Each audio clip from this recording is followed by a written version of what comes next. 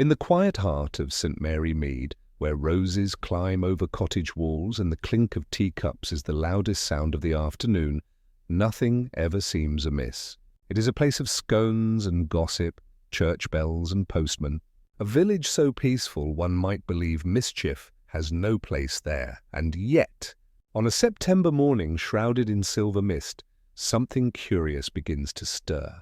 The milkman's cart rattles cheerfully down the cobbled lanes, but in one jug the morning milk has turned sour, curdled overnight in a way no farmer can explain.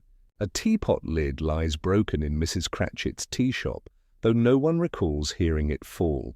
Wax drips gleam faintly on the church gate as if left by candlelight, though no service was held, and muddy footprints appear where the weather has been dry for days. Such things may seem trifles, but in St. Mary Mead, Miss Jane Marple knows better. A broken lid, a missing letter, a streak of candle wax, these are not mere accidents. They are pieces of a pattern, threads in a design that only the keenest eyes will see. As gossip spins into ghost stories and superstition cloaks the truth, Miss Marple sits quietly with her knitting, listening, watching, waiting. For behind the lace curtains and well-polished silver, someone is keeping a dangerous secret, and the clue lies where no one thinks to look, right there in the morning milk. So tell me, dear listener, what would you do if you noticed such clues in your own village? And more importantly, who would you suspect? Chapter 1. A Village Morning. The village of St. Mary Mead lay in a gentle mist that September morning, the kind of soft, silvery haze that made the rose gardens look almost enchanted. Chimneys puffed thin curls of smoke into the pale sky, and the milkman's cart rattled along the cobbled lanes, the clinking of bottles sounding like a peculiar little tune at the vicarage. The curtains were just being drawn, while at the local tea shop, Mrs. Cratchit was already setting out her scones. The gossip of the day, as usual, revolved around who was having tea with whom, whose roses had failed to bloom, and whether the postman's new bicycle was truly necessary. In a quiet corner of the High Street, Miss Jane Marple sat by her window, knitting a pale blue scarf. Her needles clicked rhythmically, but her eyes wandered often towards the milk cart, towards the cottages, and sometimes towards nothing in particular. Those who knew her understood that Miss Marple's gaze was never wasted. And indeed, on that very morning, something caught her attention. Introductions in the village let us meet the small cast of characters who would, unknowingly, step into the folds of mystery. Mrs. Agatha Cratchit, plump and rosy-cheeked, owner of the tea shop, always gossiping in a whisper that somehow carried further than a shout. Mr. Leonard Pritchard, the village postmaster, thin as a rake, always fussing about envelopes and letters, his spectacles slipping down his nose. Colonel Horace Bentley, retired. A booming voice, a stick in his hand, and a tendency to exaggerate his war stories until they were almost fairy tales. Lucy Armitage, a young maid at the manor house, timid but with bright, observant eyes, often seen hurrying with baskets of laundry. Dr. George Felton, the village physician, brisk and efficient, yet with a certain distracted air, as though his mind was on more than his patients. Mrs. Dorothy Sims, a widow, sharp-tongued, and convinced that the village was going to ruin under modern nonsense.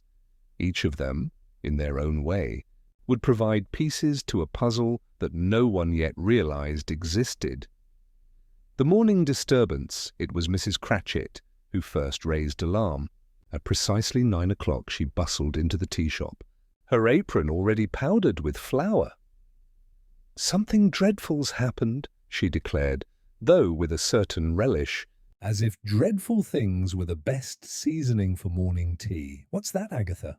asked Mr. Pritchard, pausing as he fiddled with the postbox keys. "My best teapot," she wailed. "The lid smashed clean in two, and it was on the shelf last night, I'll swear to it." The colonel, who had been marching past, leaned in. "Sounds like sabotage." During the war we had plenty of that, you know. A broken lid today, a bomb tomorrow. But Lucy, passing by with her basket, murmured timidly, "Perhaps it was only the cat." Miss Marple, still knitting by her window across the way, lifted her eyes for just a moment. A broken teapot lid, she thought, is seldom just a broken teapot lid. Early clues. By mid-morning, 3 small curiosities had already begun to stack together like mismatched china. The broken teapot lid in Mrs. Cratchit's shop. Why had no one heard it fall? A missing letter at the post office. Mr. Pritchard grumbled that one envelope, addressed to Dr. Felton, seemed to have disappeared between the post-bag and the counter.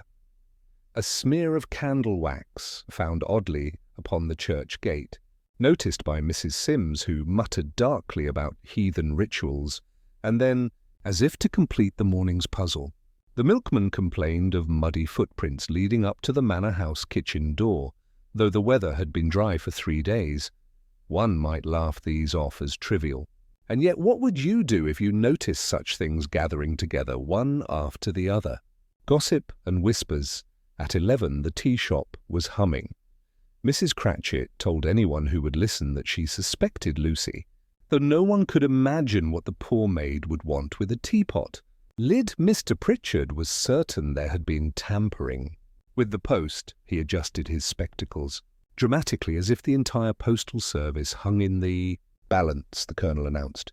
To all present, that it was undoubtedly the work of a spy, though Mrs. Sims preferred to think it was a curse. A curse? She insisted, stabbing her umbrella at the air. Didn't I always say the village was haunted? Candle wax at the church gates. It's the dead returning, mark my words. Miss Marple, who had wandered into the shop for her usual pot of Darjeeling, listened quietly. Her needles were tucked into her handbag, her expression as mild as milk. But inside she was assembling a pattern. Why a broken teapot lid? Why a missing letter? And what did candle wax have to do with muddy footprints? A sudden silence just as Mrs. Cratchit reached the peak of her tail. Lucy Armitage entered the shop, pale and breathless. There's been something found, she stammered. At the manor, in the dairy. The morning milk, it's not right. Her voice caught, and she could say no more. Every head turned. The air seemed to thicken, as if the mist outside had crept in through the door. Miss Marple set down her teacup with quiet precision. She did not speak. Not yet. But her eyes, sharp, knowing, were fixed on Lucy. What was wrong with the morning milk? Cliffhanger, the first threads of mystery had been spun. A broken teapot lid, a missing letter, candle wax, muddy footprints, and now something strange in the milk. Was it accident, mischief, or the beginning of something far darker? Chapter 2. The strange milk. The manor house dairy was not a place many villagers visited, but when Lucy's words spread like butter on warm bread, a small crowd soon gathered at its doors. The morning mist still lingered, curling in the hollows of the lane, and the air smelled faintly of damp hay and cows. Miss Marple, guided more by instinct than curiosity, followed quietly, her walking stick tapping gently on the cobblestones. Inside, the dairyman's table was set as usual, rows of shining milk churns and cream jugs polished to a glow. But at the far end, one jug stood apart. The milk inside had curdled into thick, unpleasant lumps, though it had been delivered only that morning. A sour odour filled the air. Mrs. Cratchit gasped dramatically. "Why, it's poison, that's what it is."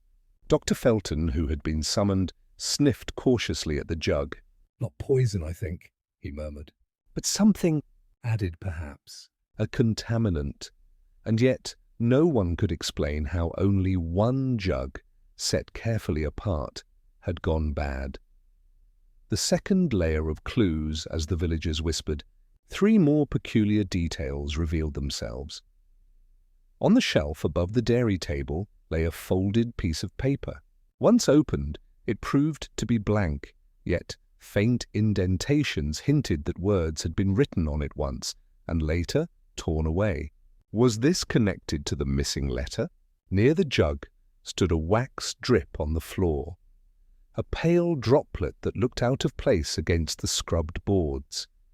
And at the back door of the dairy, Lucy noticed fresh muddy footprints, smaller than a man's, leading out toward the orchard. Could it be that someone had been here in the night? And if so, why tamper with the milk? Whispers of the supernatural Colonel Bentley, of course, declared it enemy sabotage. He launched into a tale of milk poisoning during campaigns abroad, which grew more elaborate with each telling. Mrs. Sims, however, clutched her shawl. It's a curse, I tell you. I've heard the old stories. A spirit haunts these grounds. She was a dairymaid who died of heartbreak long ago. They say her ghost returns when wrong is about to be done. Some villagers crossed themselves nervously. The wax, the curdled milk, it sounded uncanny when framed as a haunting. Rubbish, muttered Dr. Felton, though his tone was not as firm as usual. Miss Marple, standing quietly by the churns, considered it all with calm eyes. She knew too well how superstition could mask something far more ordinary and far more sinister. Still, she asked herself, why would anyone spoil the morning milk? A red herring emerges as suspicions thickened. Mr. Pritchard burst in, panting. I found it. The missing letter? It was at the bottom of my post-bag all along. He held it aloft, an envelope addressed to Dr. Felton, sealed, unbroken. The crowd sighed in relief. So it was nothing after all.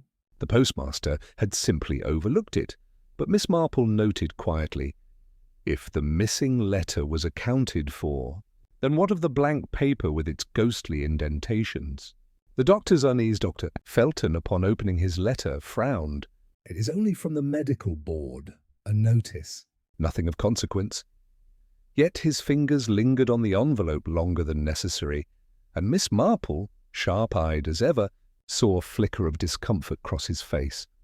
Why would a routine notice unsettle the doctor so? And why had he been so quick to dismiss the idea of poison when anyone else would have feared it? Tea-time speculations.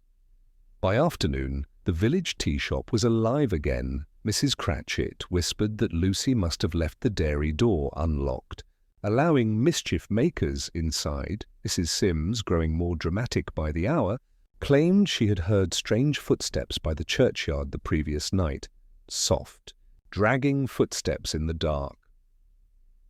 The Colonel repeated for the third time that it was the work of foreign spies. And through it all, Miss Marple sat with her Darjeeling, knitting resuming its calm rhythm. Her thoughts, however, were sharp as needles. Broken teapot lid, curdled milk, blank paper, candle wax, muddy footprints. Each seemed small, trivial, yet together. Together they formed a whisper of design. Cliffhanger, as the clock struck 6, a sharp knock rattled the tea-shop door. Lucy, once more pale and trembling, stood there. There's been another discovery, she whispered, clutching the frame as though she might fall. In the orchard. Something buried. I don't dare look at it alone. The room fell silent. Even the Colonel stopped mid-anecdote. Miss Marple's needles paused mid-click. Her calm voice, gentle yet steady, broke the hush. Then perhaps, she said, rising, we ought to look together. And with that, the villagers followed her into the twilight, toward the orchard. Chapter 3. Secrets in the Orchard. The orchard behind the manor house stretched in neat rows of apple and pear trees, their branches heavy with fruit. Twilight made the leaves shimmer silver, and the air was cool, carrying the sweet, sour tang of fallen apples. The villagers followed Lucy in a nervous cluster, their voices hushed as though entering holy ground. Colonel Bentley had brought his stick, striking the earth as if preparing for battle. Mrs. Cratchit clutched her apron like armour. Miss Marple, however, walked steadily, her keen eyes scanning the ground. She knew that secrets often revealed themselves in the soil, if one had the patience to look. The unearthed item Lucy stopped near the edge of the orchard, where the grass had been disturbed. "There," she whispered, pointing to a patch of freshly turned earth. With much grunting, The colonel dug with his stick until something pale and hard came to view. Mrs. Cratchit shrieked, certain it was a bone, but it was no bone. It was half of a china teapot lid, the missing piece of Mrs. Cratchit's broken treasure. The villagers gasped. "What's it doing here?" Mrs. Cratchit wailed. "Buried like a secret." And indeed, why bury a broken lid unless it meant something? New clues among the leaves. While the villagers buzzed, Miss Marple bent low. Noting further details, a trail of wax drips led faintly across the grass, as though someone had walked through the orchard by candlelight. Beside the disturbed soil, she noticed a small folded scrap of paper, half muddied. When smoothed, it bore faint pencil marks, part of a letter, torn from some larger sheet. It mentioned only, Must be kept secret until... before it ended abruptly. Near the orchard gate, there were muddy footprints, but these were odd. One larger set overlapped by a smaller, lighter pair.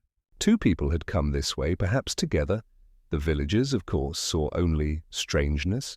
Miss Marple, meanwhile, began stitching the threads in her mind. Who buries half a teapot lid? And why leave trails of wax and scraps of paper behind? A supernatural twist. Mrs. Sims, with her ever-ready air of doom, leaned heavily on her umbrella. "It's the ghost," she declared. "Didn't I tell you?"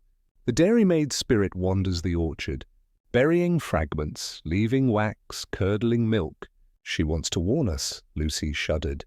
Even the colonel looked momentarily uneasy, though he quickly covered it with a bark. "Nonsense, woman.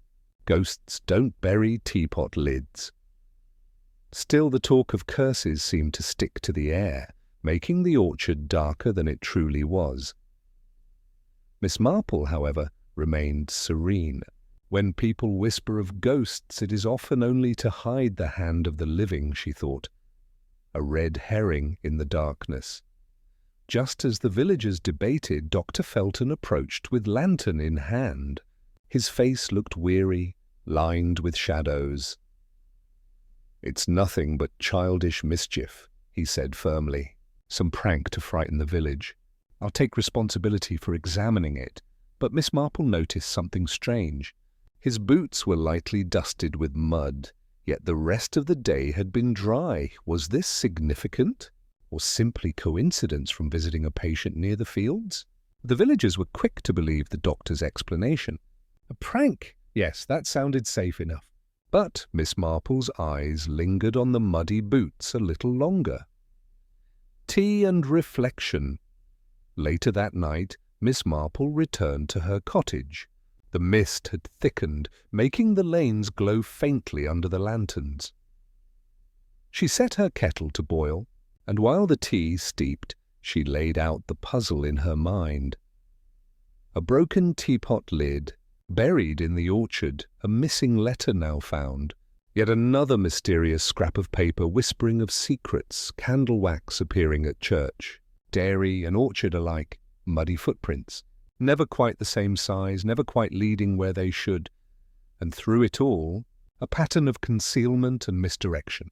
Someone was hiding something and leaving a trail of crumbs behind. Fangaby's Miss Marple sipped her tea.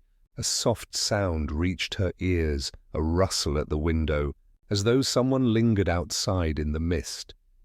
She rose calmly, pulling back the curtain.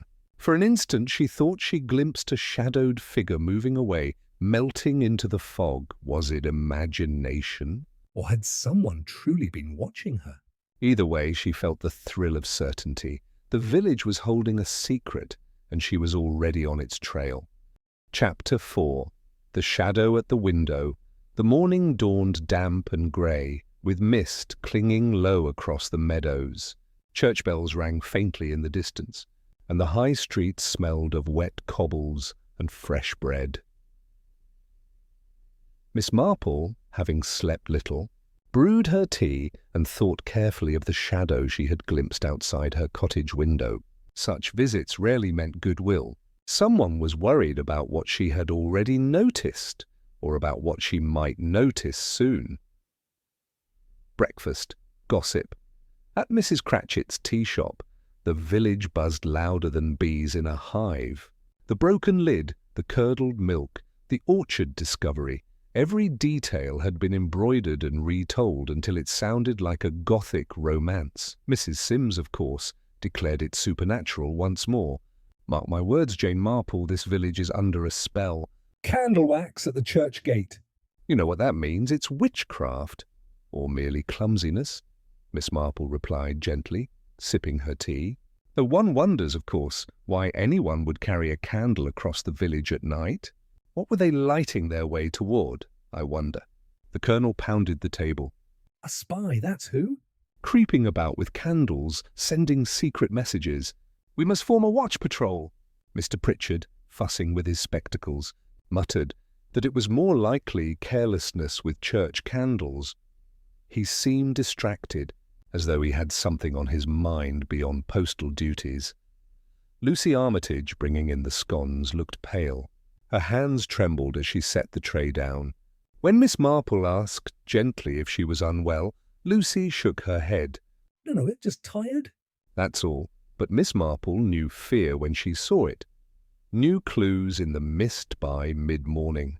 3 further peculiarities had arisen. At the church vestry, Miss Marple found a small pile of wax drips, almost like breadcrumbs, leading from the altar toward the side door. At the post office, Mr. Pritchard confessed that another letter had gone missing, this one addressed, not to the doctor but to Mrs. Sims. He insisted it was a sorting error, but his nervousness betrayed unease, and near the manor house, Lucy's laundry basket was discovered tipped in the lane, a muddy footprint pressed across one of the sheets. The footprint was peculiar, broad at the heel, narrow at the toe, almost as if the shoe were ill-fitted. The villagers muttered about curses and spirits once more. But Miss Marple knew better. Someone wanted these signs to be seen, a red herring of apparitions. That evening, Mrs. Sims returned from evensong pale as milk, insisting she had seen a white figure drifting through the churchyard. It was her, the dairymaid's ghost, she cried.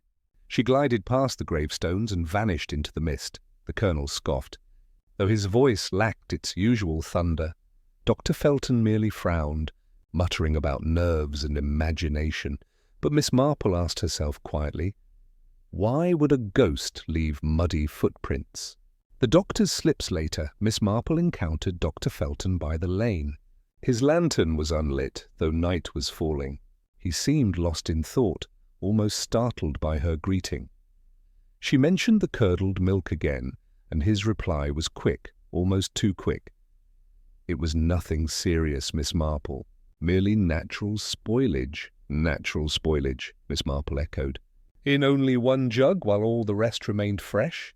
He reddened slightly, muttered something about unusual bacteria, and hurried away.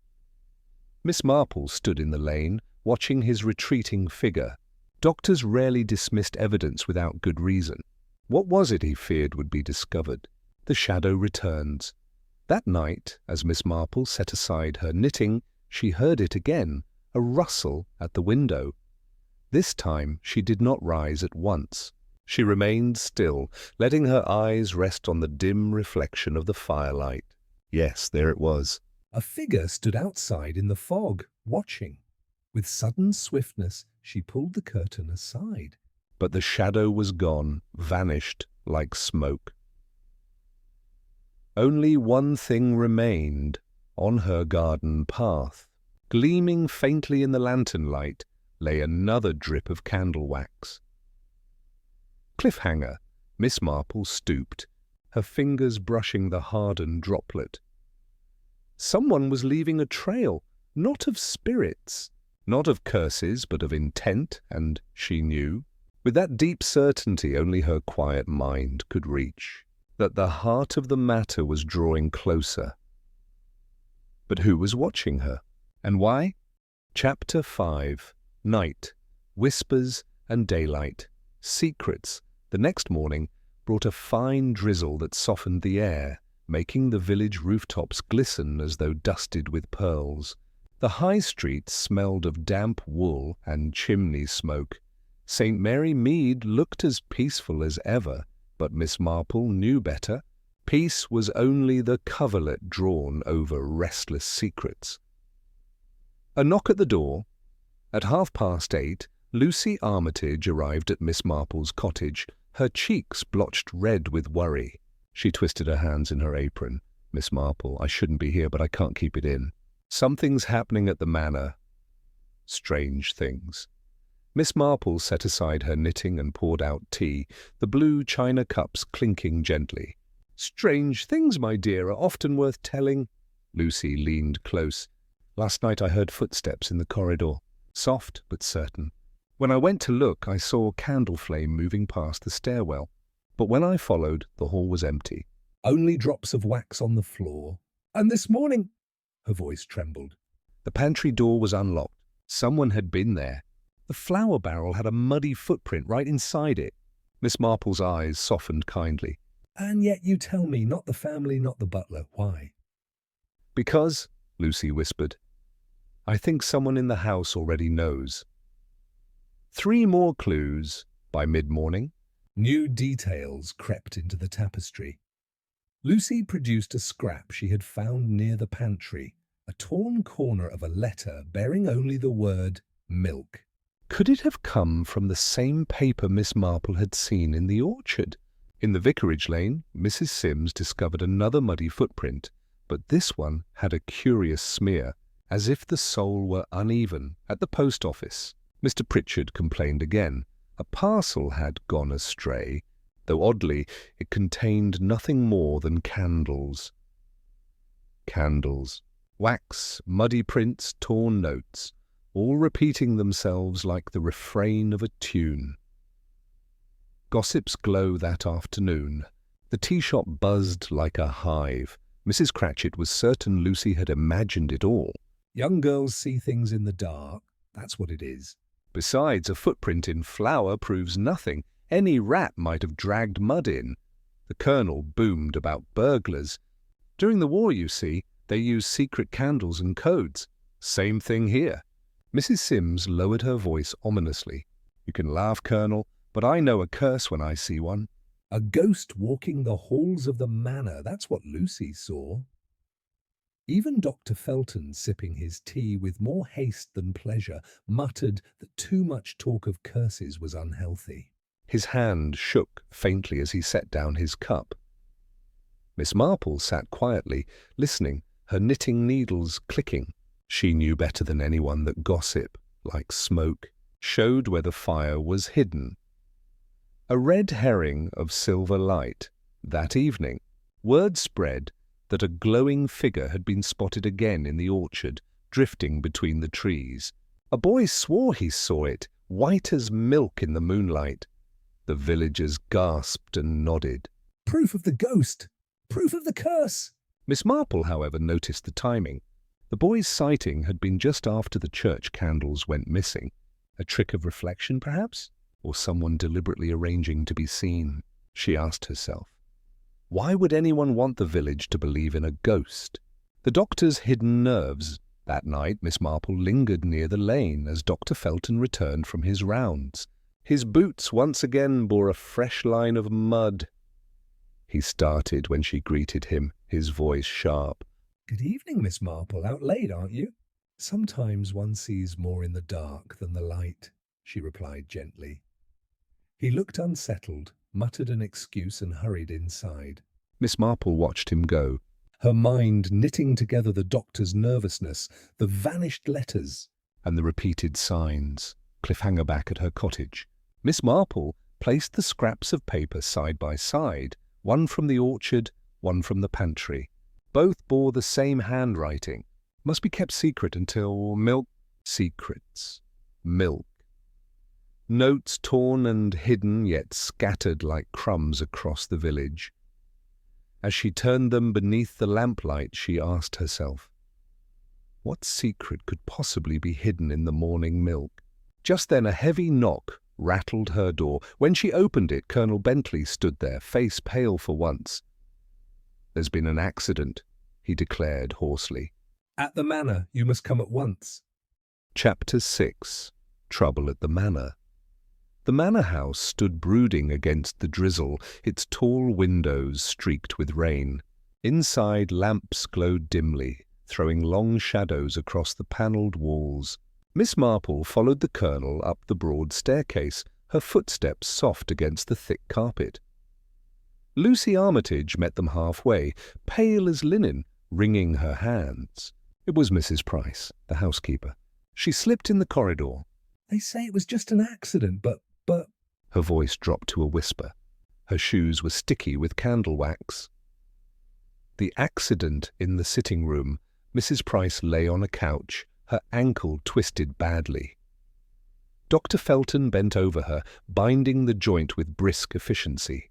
His face was calm, but Miss Marple noted the tightness about his jaw. "She'll recover," he announced. "Just a fall." "Nothing more?" But Miss Marple's eyes fell to the floorboards near the stairwell. There, faint but visible, was a smear of wax leading from the banister. She bent, running a gloved finger over it. "Curious," she murmured. "A housekeeper doesn't usually walk the halls with a candle in hand, unless she wished to see something others could not." Mrs. Price groaned softly. I was checking. "The pantry," she muttered. Strange noises. Thought it was rats? Yet her eyes avoided Miss Marple's. 3 more clues as the household fussed over Mrs. Price. Miss Marple's keen eyes discovered new pieces of the puzzle. By the stair rail, half hidden under a rug, lay another scrap of paper, a torn piece showing only "before the letter is sent." In the corner of the corridor, there was a muddy footprint, unlike the others, a child-sized print, though no child lived at the manor, and in Mrs. Price's apron pocket, when she dozed under the doctor's care, Miss Marple glimpsed a broken china shard, the other half of Mrs. Cratchit's teapot lid. So, why had the housekeeper hidden it? The villagers. Speculate by morning, the village hummed with excitement. News of Mrs. Price's accident had spread faster than the rainwater in the ditches. Mrs. Cratchit insisted the housekeeper was guilty of theft. Stealing my teapot lid. What use could she have for it, unless to bring mischief? The Colonel proclaimed it proof of enemy infiltration. Mrs. Sims, naturally, declared it the work of the ghost. The dairymaid spirit tripped her. It was punishment, you'll see. But Miss Marple sat at her table, quietly stirring her tea. She knew better. Wax notes, footprints, shards. It was no ghostly prank. It was a deliberate tangle, a red herring of confession. That afternoon, Mrs. Price asked to speak privately with Miss Marple. Her voice was weak, her face pale. "I buried the teapot lid," she confessed. "Found it broken in the kitchen and thought it unlucky. Didn't want Mrs. Cratchit blaming me, so I hid it." That's the truth. It sounded simple. Too simple. Miss Marple nodded kindly, but inside she knew the housekeeper was lying, or at least not telling the whole story. Why hide a teapot lid at all unless it carried meaning beyond broken crockery? The doctor's uneasy glance later that evening, Miss Marple saw Dr. Felton leaving the manor, his case under his arm. He walked briskly, but once again his boots bore fresh mud. She greeted him with gentle courtesy. "You've been busy, Doctor." A fall, wax, footprints. It's all quite a mystery. His eyes darted toward her, then away. Nonsense, Miss Marple. Accident, superstition. "Nothing more, perhaps," she said softly. "But sometimes, you know, accidents are staged rather cleverly." He stiffened, then hurried down the lane without another word. Cliffhanger. That night, Miss Marple sat before her fire, laying out the scraps of paper she had gathered. Must be kept secret until, milk. "Before the letter is sent." A secret, a letter. Milk at its centre. And now people lying, stumbling, or perhaps being pushed into accidents. As she pondered, The clock struck midnight, and at that moment the church bell tolled once, strangely out of rhythm. She looked up sharply. A single candle flame glimmered outside in the mist, wavering like a signal. Someone was moving again in the night. Chapter 7. The truth in fragments. The mist clung heavily to St. Mary Mead that morning, making the hedgerows glisten as though spun from silver. The single toll of the church bell still echoed in everyone's mind, though the vicar swore he had not rung it. Miss Marple, having risen early, walked to the churchyard. Her stick tapped gently on the cobbles, and her eyes followed every small sign. Near the lich gate she found them. Wax drips again, scattered like crumbs.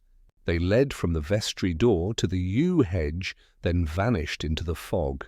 Whoever was at work had been there at midnight, signalling, or searching, or both. 3 more clues before noon. 3 fresh details had come into light. In the vestry itself, Miss Marple discovered a crumpled draft of a letter, half-burned, as if someone had tried to destroy it. The legible words were few but sharp. His delivery must remain concealed.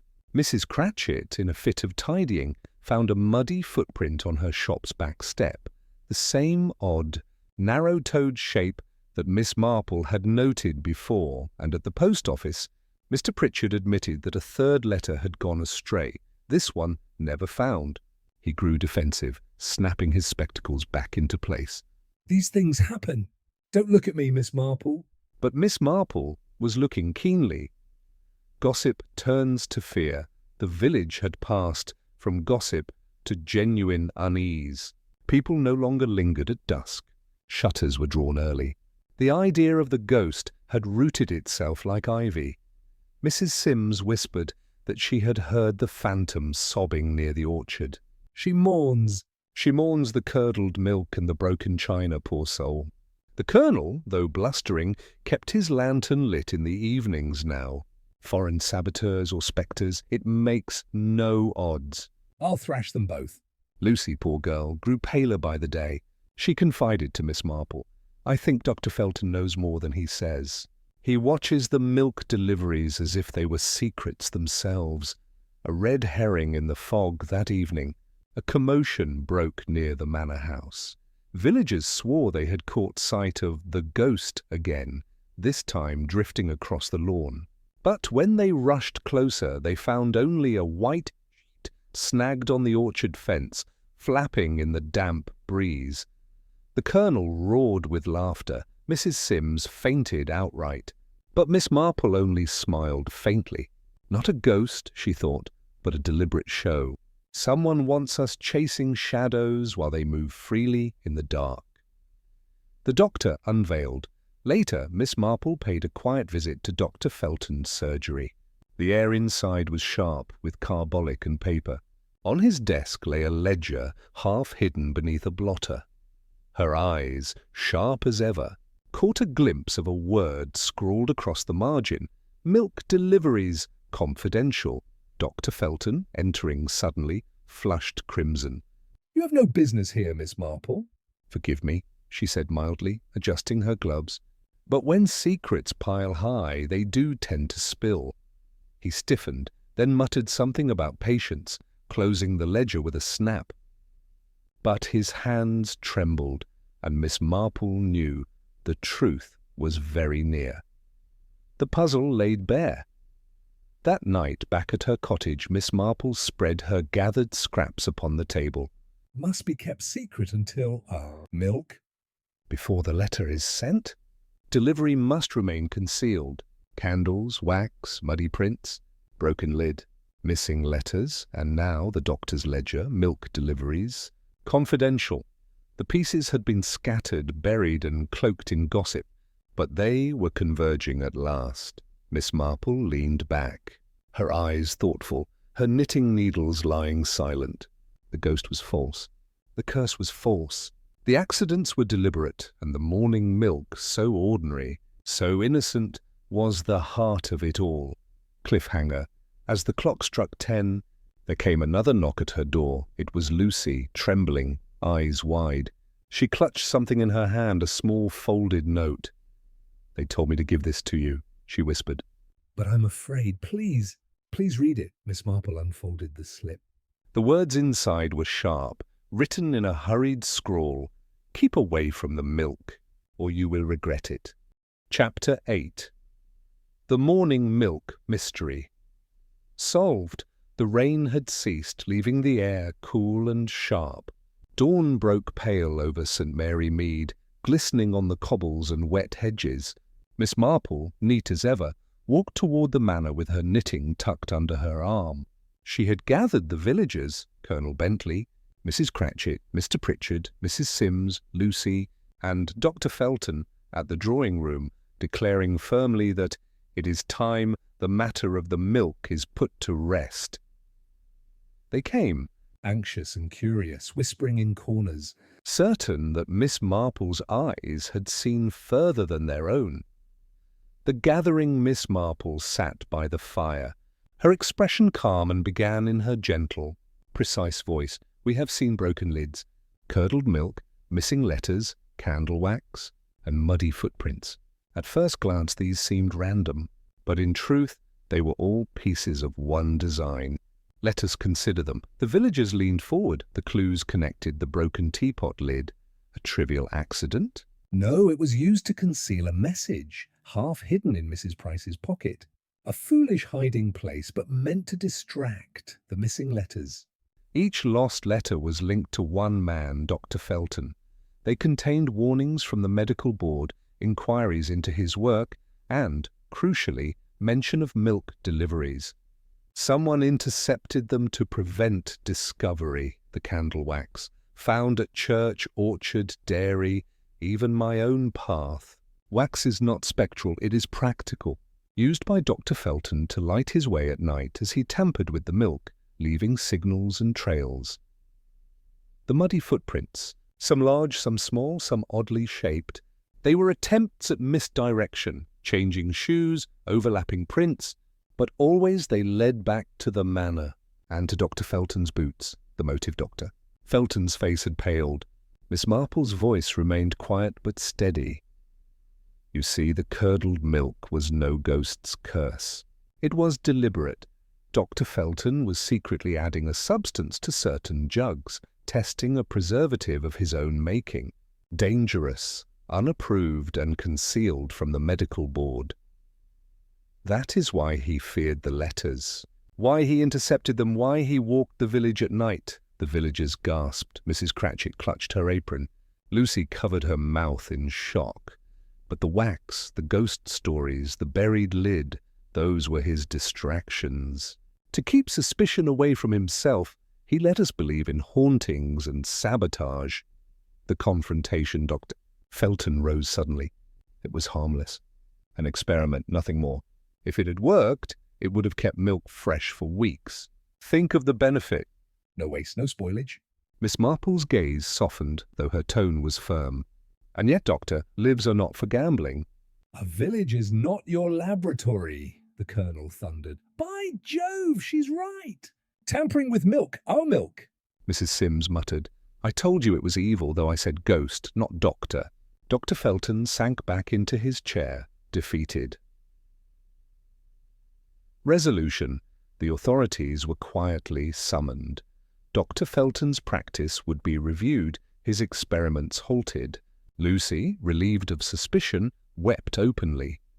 Mrs. Price admitted she had hidden the lid out of fear, not malice. The villagers, shaken, began to murmur with that peculiar blend of shock and satisfaction that comes when mysteries are solved. Miss Marple's reflection later. As the village calmed, Miss Marple sat in her cottage with her knitting once more. She sipped her Darjeeling and allowed herself a gentle smile. "Ghosts and curses are ever so useful," she murmured. "They let people look the wrong way while the truth lies in plain sight. Broken lids, torn letters, candle wax, footprints, little things so ordinary. And yet, when stitched together, they tell a story most extraordinary." The clock ticked softly. Outside, the milkman's cart rattled along once more, bottles clinking pure and fresh in the morning light, and so St. Mary Mead returned to peace, its mystery solved, its gossip sated, its calm restored. Closing line thus ended the Morning Milk Mystery, not with a ghost or a curse, but with the quiet wisdom of Miss Marple, who knew that the smallest clues often carry the greatest truths,